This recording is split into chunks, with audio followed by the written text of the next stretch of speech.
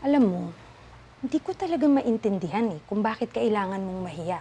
Isipin mo nga, mga taga-culinary school ang mga customer natin. Dapat nga maipagmalaki mo pa na tayo ang nagluluto ng mga pagkain nila. Siyempre sila ang nakakaalam kung ano ang masarap at hindi, di ba? Naiintindihan ko naman Gusto mong sumabay sa kanila, dyan sa mga kaibigan mo na magpasosyal-sosyal. Siyempre, hindi naman nakaka-sosyal na magluto dito sa karinderya ko, di ba? Okay lang. Kaya nga ako nagsisipag at nagtayo ng negosyo ko para isang araw maging class at sosyal ang anak ko. Malilate ka na, pumasok ka na sa sosyal mong eskwelahan. Sayang nga pa-tuition ko sa'yo. Sige na.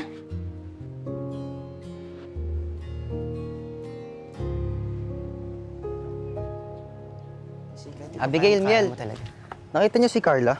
Hindi nga baka absent. Henry, eto pala yung pinabili mong lunch. Di ba sabi mo last time, ibili ka rin namin?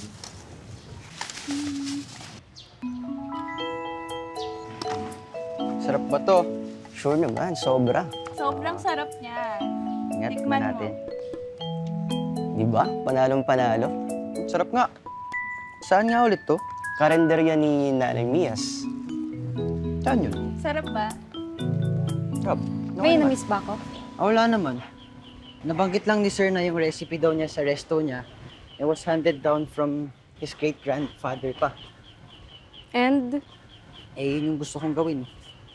yung alin? Ganito kasi. Yung memories ko sa lolo and lola ko, nakadikit sa pagkain. Kapag namimiss ko nga yung lola ko, niluluto ko lang yung arroz valenciana recipe niya. Tapos naalala ko na yung best memories ko sa food prep, kapag naisip ko yung loved ones ko. Yun lang naman. Gusto ko lang i-share sa'yo yung nararamdaman ko kanina. Anyway, may lakad ka ba mamaya? Wala naman. Bakit? May na-discover kasi akong bagong food place. Sobrang sarap ng pagkain nila dun. Gusto ko sana i-feature sa channel ko.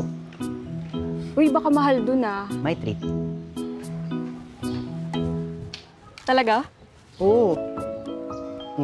Okay. Sure ka, Go. Chika?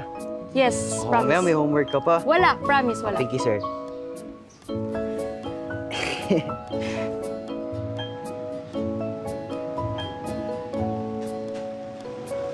Ano, okay lang kayo sa order niyo? Ito, ano mo? Carla? Carla, gising na. Dito na tayo. Dito na tayo. Tara. Dito tayo kakain? Oo. Aray, ang sakit ng chat ko. Aray. Okay lang yan. Tara. Tara na. May share naman siguro sila dito. No, parang hindi ko na kaya. Baka gutom lang yan, Carla. Hindi, ang sakit talaga. Uy.